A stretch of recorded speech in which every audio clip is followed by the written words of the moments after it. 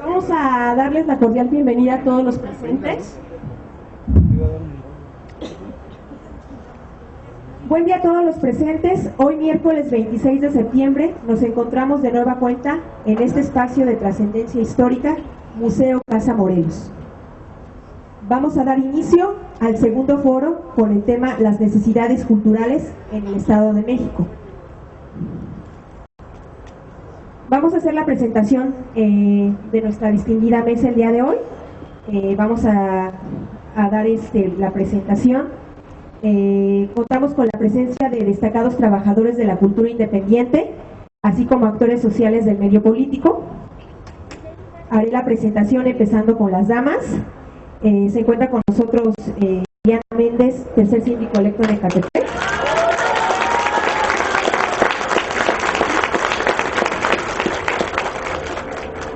También se encuentra con nosotros Iris Bringas, cantante y compositora mexicana. Voy a hacer debido a que no tenía el conocimiento de los demás integrantes que se acaban de componer en la mesa, voy a hacer una semblanza con respecto a Iris Bringas, por si muchos de nosotros a lo mejor no conocemos de quién se trata.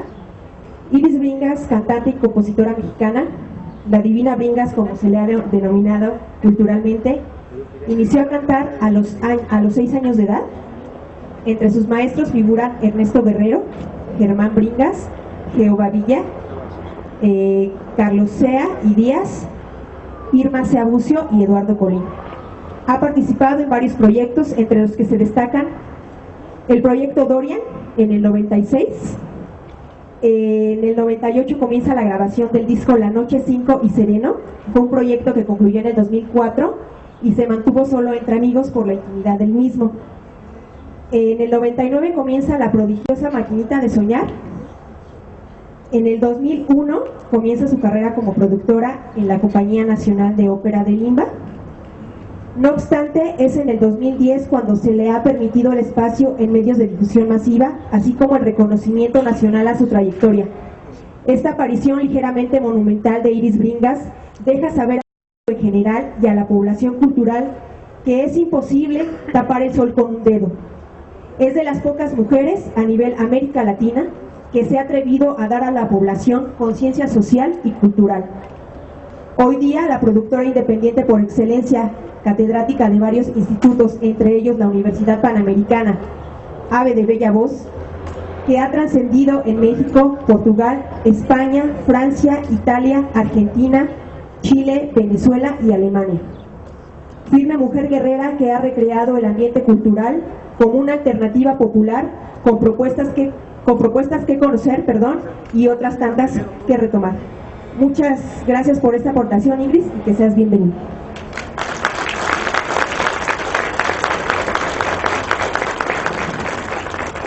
También se encuentra con nosotros Armando Pérez Soria, regidor electo del municipio de Ecatepec. José Manuel Cortés Quirós, presidente del Comité Ejecutivo. Otros, José Alfonso Suárez del Real y Aguilera. Su trayectoria política data del año 1994. Él es un periodista y político mexicano, con estudios en Historia de México, Periodismo Jurídico, Diseño Editorial y Turismo Cultural. En el 2006 fue electo diputado federal en el Distrito Federal y fue secretario de Cultura, de la Comisión de Cultura, y posteriormente presidente de la misma comisión. Muchas gracias también por su aportación y sea bienvenido. Enseguida tenemos a Francisco Barrios, el Mastuerzo, miembro activo durante 14 años de la muy conocida banda Botellita de Jerez. La promiscuidad que da origen a las extrañas perversiones del Mastuerzo se remonta no solo a las vivencias botellescas, sino a anteriores experiencias creativas con el grupo Los Nacos, colectivo artístico multidisciplinario cuyo trabajo se centra en la canción política a través de recursos teatrales y formas paradójicas. Los Nacos surge como brigada cultural en el movimiento estudiantil de 1968. El Mastuerzo se integra en él en el año 1976. llevando a cabo diversas giras, festivales y encuentros de canción y teatro en Europa, Estados Unidos, Cuba y Centroamérica, y a lo largo y ancho de la República Mexicana hasta el año de 1984. En 1987 lanza el primer manifiesto rolerista, donde con otros colegas se proponen que la rola es canción, la canción es poesía y la poesía es un choro chido que canta y que rola. Paco Barrios se encuentra en el recurso de la rola, un vehículo para, sin pretensiones. Es que ahorita con esto de la garganta ya parezco gallo Claudio, perdone. Perdón. Mencionaré algunas de las participaciones de Paco Barrios, no todas porque, híjole, si no, nos llevamos aquí toda la mañana. Entonces, una de sus aportaciones, gracias, más representativas sería en el año 1976, participa con el grupo de teatro Informe, que se llamaba ¿Y los niños qué? Ahí hizo su participación como músico. En el mismo año, con Los Nacos, también hizo su participación ahí como músico. En el 1980, en otra producción que se llamó La Lengua, Los Nacos, ahí también participó como músico, compositor e intérprete. En el 81, con otra producción que se llamó Del surrealismo, la picaresca y el humor. En el 84, ¿cómo no acordarnos de esa? A pesar de que no fue de mi época exactamente en el 84, pero cómo no recordar esa canción del Chan Rock and Roll, donde Paco Barrios ahí también estaba en la botellita de Jerez, como músico, intérprete y compositor y coproductor musical. En el 85, en La venganza del hijo del Guacarrock. En el 86, Esa viscosa manera de pegarme las ganas mamá Z, como músico y productor musical. Y también, pues cómo no recordar ese gran disco de Tex-Tex llamado Un Toque Mágico, donde fue Paco Barrios productor musical. Bienvenido, Paco.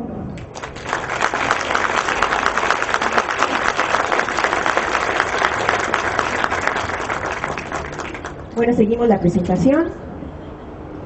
También contamos con la asistencia de Francisco Pérez Arce.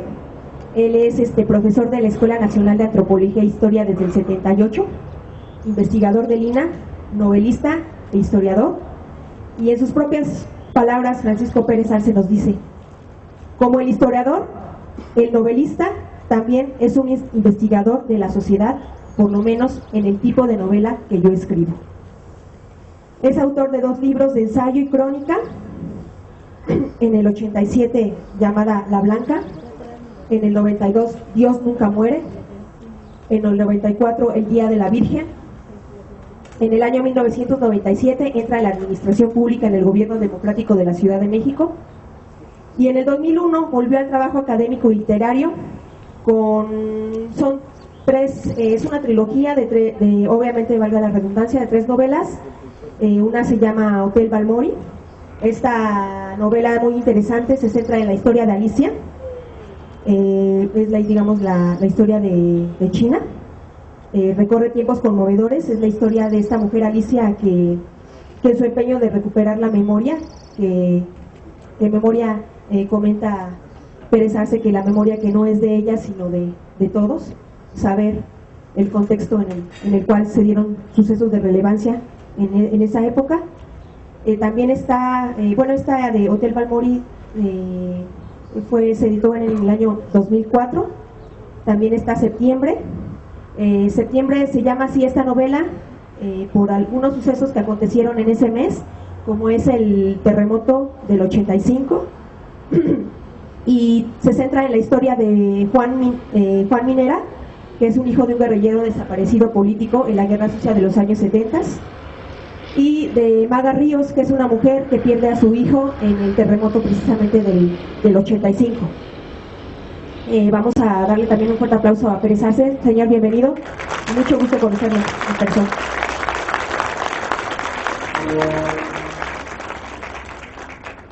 Y enseguida vamos a dar la presentación de nuestro anfitrión, Octavio Martínez Vargas. Él es activista social y político de muchos años aquí en este municipio de riqueza cultural, Ecatepec de Morelos. Su trayectoria en la esfera política pues ya data de muchísimos años, como regidor, diputado federal y actualmente diputado local. el cual le agradecemos por el interés y la apertura a este tema de suma importancia para el desarrollo humano de la sociedad, que es la cultura. Bienvenidos a todos ustedes.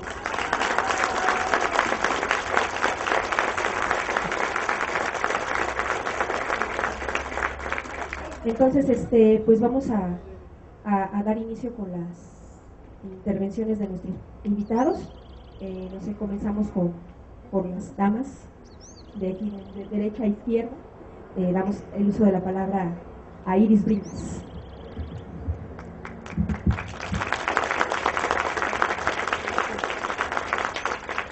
En particular, creo que en los foros de cultura se trata también de dar luz a la población en cuanto a los derechos constitucionales que tienen que ver con el derecho, en este caso en el derecho a la cultura. Tenemos varias problemáticas en el país, entre otras también grandes proyectos que han sido realizados también gracias a que hay canales que no están bloqueados en cuanto a cultura del país. Hay dos de todo cuanto vivimos, sentimos y es parte de nuestra región o de nuestra situación personal. En cuestión de actividades artísticas, culturales, tenemos dos polos que son la élite de la cultura, vamos a llamarle formal, y la élite de la cultura que podemos llamarla informal, aunque ambas no son exactamente estos polos, sino que se han colocado también por las mismas personas que hacen las programaciones culturales, las programaciones de festivales, se colocan en diferentes ámbitos y diferentes rubros y que van escalafonados. Creo que la cultura no tendría que estar escalafonada o que estar etiquetada en cuanto a la presentación o al permiso que pudiera tener el artista de presentarse en ciertos lugares. El currículum del artista creo que habla por sí solo y eso es, la trayectoria es lo que le va dando espacios. Lo que sucede en México es que la trayectoria no da espacios, sino que dan espacios muchas veces las buenas relaciones y por otros lados los proyectos que sobrepasan sus posibilidades. Y que hay muchos en el país que han logrado llegar a otros lugares, a otros espacios que sobrepasan sus propias trabas, sus propias paredes y las paredes que impone el mismo Estado o los mismos gobiernos. La gente no tiene, y eso lo he comprobado, no tiene generalmente esa barrera. También se recibe una ópera como se recibe un cantante de rock, porque es cultura y todo el mundo está ávido, y lo puedo comprobar en este foro en donde hay asistencia. El problema en el país es quiénes determinan qué le va a gustar a los demás y por qué. Esa es una parte fundamental, y la siguiente parte es que tenemos órganos que se están descentralizando para proveer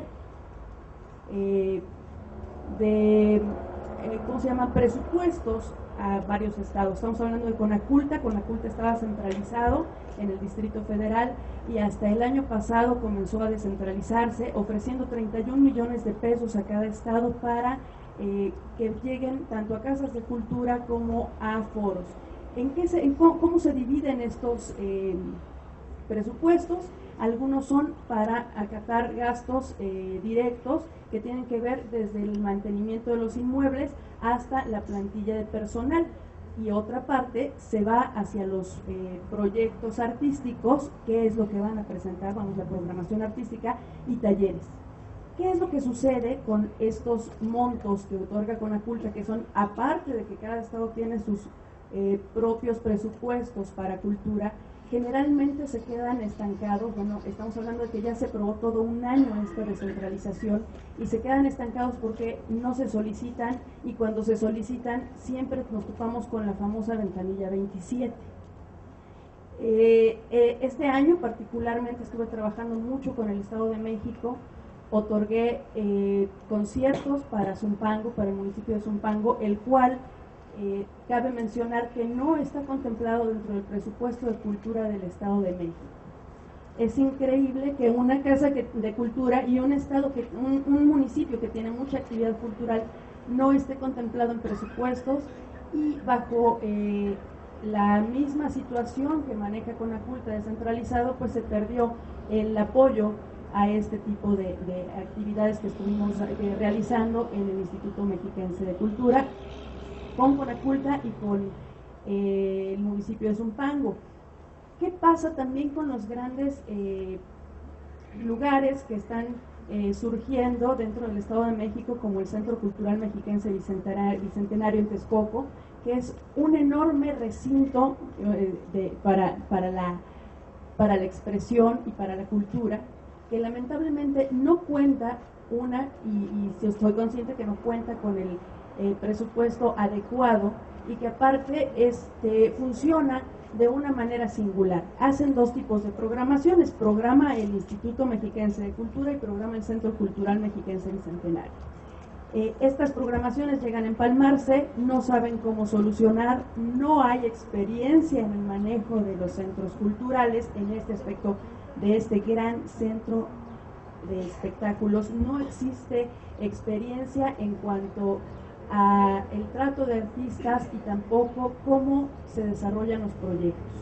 Esto es lo que sucede en materia de cultura, no solamente en el Estado de México, en todo el país, salvo, y digo salvo en el aspecto de la gran experiencia que tiene Guanajuato para organizar y para administrar estos recintos de cultura. ¿Qué es lo que pasa y qué es lo que llega a la población? De pronto el artista puede ser muy bueno y no muy conocido, pero no llega con los elementos necesarios para exponer su trabajo, y que a ustedes les llegue no como una dádiva del gobierno, porque es derecho el que tenemos a recibir cultura y buenos espectáculos culturales que nos permitan pensar, que nos permitan actuar y que permitan el crecimiento y el desarrollo del artista en el país, que es el artista es un pilar importante de la sociedad, porque no venimos, como dice Fito Páez, a divertir a su familia. El artista está comprometido a generar conciencia. Si de ahí se obtiene un poco de entretenimiento, qué mejor. Y bueno, pues en este aspecto yo creo que el punto que queda sobre la mesa es cómo se puede atacar y acatar un buen presupuesto de cultura que permita tener un impacto en la sociedad, un impacto de crecimiento al artista y obviamente para los municipios o estados que están involucrados. El problema también es que generalmente no se sabe o no saben hacer negocio también las mismas instituciones con respecto a lo que se presenta.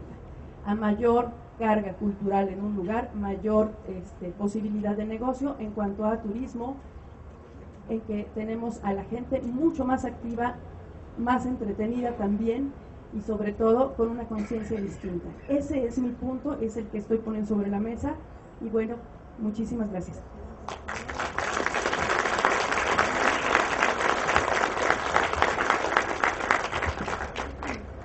Vamos a abrir unas 3 rondas de intervención por ponente, por invitado.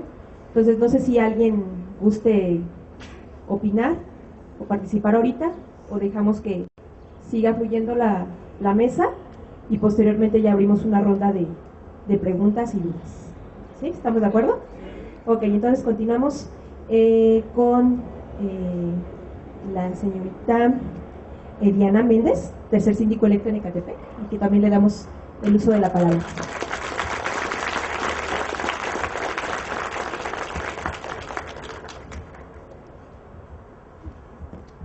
Muy buenos días, compañeros, amigos, vecinos del municipio de Ecatepec que nos acompañan el día de hoy.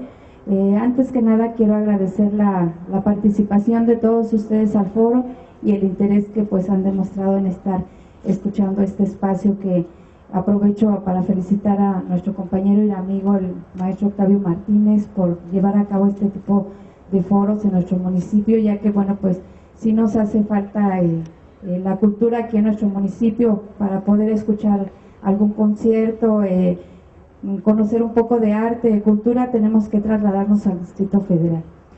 Yo le pediría que ojalá que se pudiera llevar a cabo la gestión necesaria para que aquí en nuestro municipio podamos tener cultura, y no nada más aquí en Ecatepec, sino en todos los municipios. Muchísimas gracias.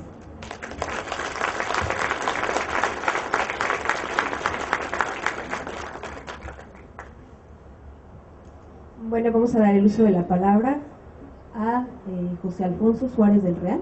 ¿Estamos listos? ¿Sí? También le damos el uso de la palabra.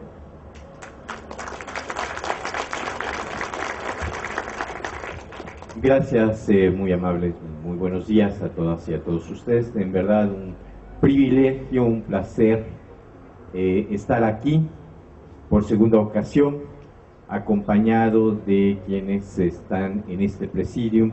Agradecer de manera muy especial al diputado presidente de la legislatura mexiquense, Octavio Martínez, la deferencia, la invitación, y de manera muy particular agradecerle pues a Iris, al Mascuerzo, a Paco Pérez Arce, a los síndicos, a compañeros de el PRD, el estar todos aquí demostrando que la cultura está por encima de las pasiones y de las filias y fobias, porque hemos entendido que la cultura es un elemento fundamental en la construcción de la cohesión e identidad de nuestra sociedad.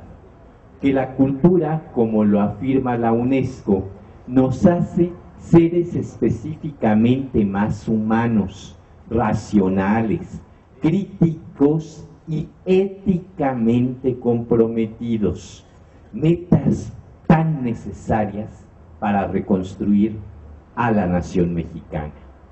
Que la cultura sí nos brinda un contenido distintivo en importantes actividades relacionadas con la economía de servicios, como son nuestros atractivos turísticos, y de ello la experiencia del diputado Octavio Martínez como presidente de la Comisión de Turismo en la 60ª legislatura da prueba. Las reformas, los programas, los proyectos y los presupuestos que se destinaron, siempre privilegiando el interés de engarzar a la cultura no como un adorno, sino como una expresión auténtica de nuestra propia sociedad.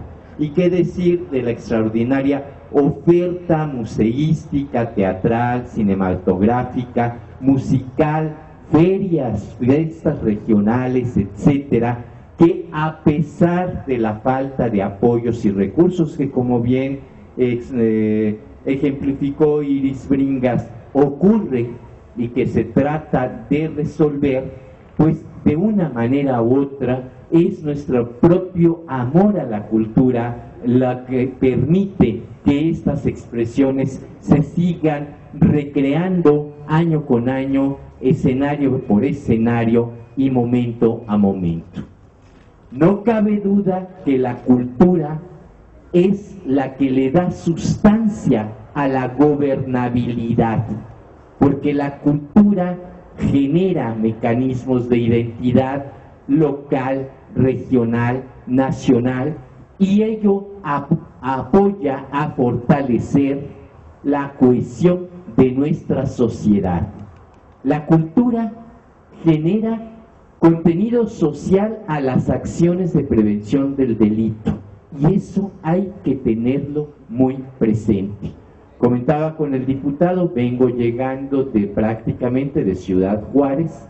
Ayer aterrizábamos sobre las 10:30 de la noche y me ha sorprendido gratamente constatar que un esquema similar al que existe en muchos de nuestros municipios, muchas veces generado también por la propia sociedad, de los coros infantiles. Aquí Chalco tuvo un coro muy importante, en el Distrito Federal, etcétera, se han generado. En Ciudad Juárez existe un coro de más de 3,000 niños. Niños que quedaban abandonados no porque sus madres así lo desearan, sino porque así lo requería el trabajo en la maquila.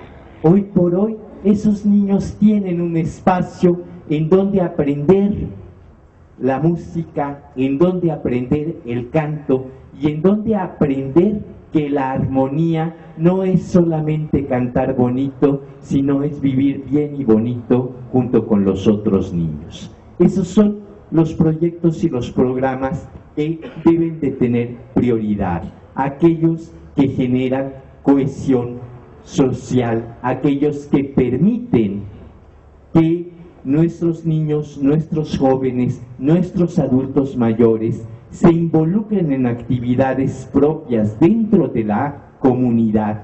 Y por ello vuelvo a reiterar algo que surgió aquí en la pasada sesión que tuvimos. Hay que apostarle a las plazas de cultura y vincular las casas de cultura para que su oferta salga a las calles y así se encuentre con la propia sociedad que utiliza esas plazas para convertirlas en espacios de encuentro social y no en escenarios de el crimen y la delincuencia.